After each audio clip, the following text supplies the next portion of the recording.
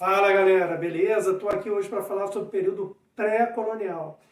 Pré acaba sendo uma coisa que se refere a uma coisa anterior, uma coisa antes, né? Antes da colonização. De 1500 a 1530, durante 30 anos, nós vivemos então o período pré-colonial, porque Portugal estava mais preocupado no comércio com as Índias. É um período que vai, né, da chegada, né, de Pedro Álvares Cabral aqui no Brasil até, né, a expedição de Martim e Afonso de Souza, que inaugura aí o processo colonizador.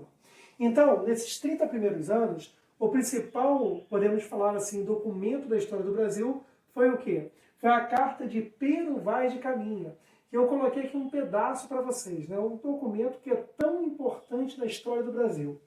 A feição deles é serem pardos, isso ele falando dos índios, né?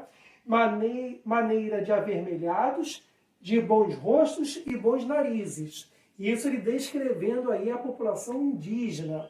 Bem feitos, andam nus, sem nenhuma cobertura, nem estimam de cobrir ou de mostrar suas vergonhas. Começava aí o primeiro contato, né, do português com o índio, com uma percepção eurocêntrica do processo, né?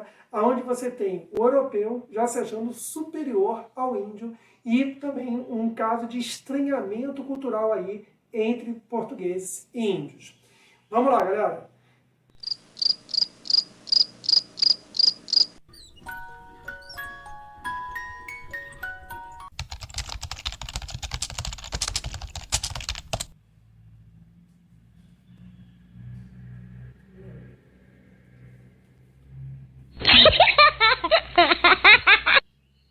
Vamos lá, galera. Então você vai ter aqui, ó, 22 de abril, o descobrimento do Brasil, inaugurando o período pré-colonial, a chegada, né, de Pedro Álvares Cabral e da Esquadra Cabralina à Bahia, Porto Seguro.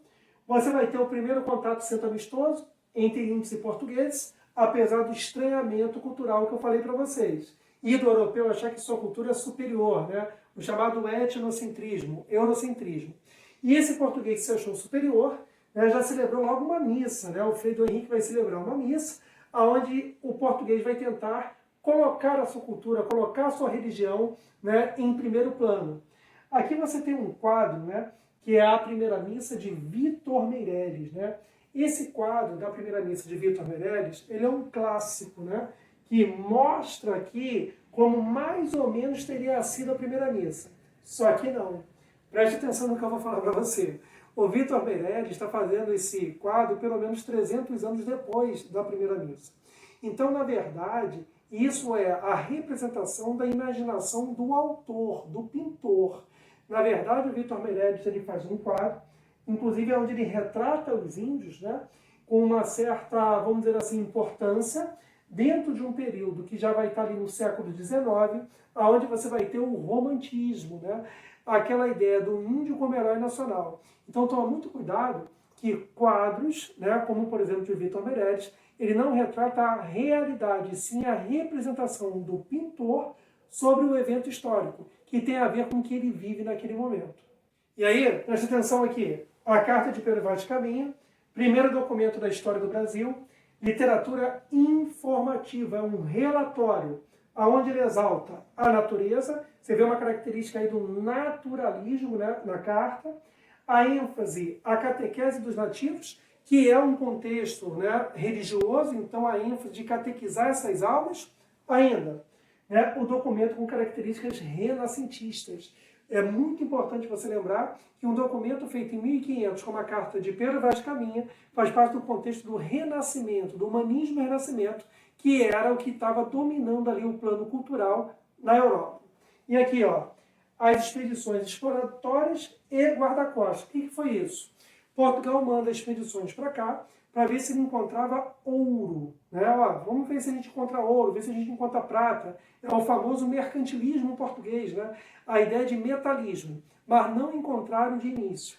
E também mandaram expedições guarda-costa, devido aos ataques, principalmente de piratas franceses, que obviamente não respeitavam o Tratado de Tordesilhas, porque este apenas, né, privilegiava Portugal e Espanha. Quando você pensa a economia do período pré-colonial, a principal atividade vai ser a exploração do pau-brasil, a extração dessa madeira. Essa madeira era importante principalmente para o tingimento dos tecidos, né, para a indústria têxtil europeia. É um tingimento avermelhado. E aí você vai ter a estação do pau-brasil, que era feito aqui, né, na devastação da Mata Atlântica brasileira, feita pelos índios. Os índios entravam na floresta, tiravam esse madeiramento e davam aos portugueses, né, num trabalho que foi chamado de escambo, troca. O que o índio ganhava em troca do amadeiramento? Ganhava espelhinhos, colares, né, era uma troca. Não ache que o índio era bobo por isso, senão você está sendo etnocêntrico. É apenas uma troca. Os dois, naquele momento, estavam achando que estavam levando vantagem.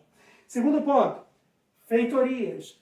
Armazéns feitos na costa brasileira com uma forma de fortificar e, ao mesmo tempo, de estabelecer comércio, né, de ser um depósito de produtos. Então, feitoria e estação de pau-brasil. Tráfico de animais exóticos, muito comum também. Né, araras, macacos, todos os animais exóticos encontrados aqui, muitas das vezes eram traficados para a Europa. Mas, como eu disse para vocês, esses 30 primeiros anos nós não tivemos grandes coisas, porque Portugal estava mais interessado no comércio com as Índias, o comércio às especiarias. Então, apesar de todos esses acontecimentos, nos 30 primeiros anos, né, Portugal estava mais interessado no comércio com as Índias, por causa do comércio de especiarias. Mas, após isso, Portugal vai vir com tudo para colonizar o Brasil. Você gostou do vídeo? Você está gostando do canal? Não esqueça de se inscrever no canal, ativar o sininho e comentar aqui as dúvidas. Tá bom? Valeu, um abraço. Beto História agradece.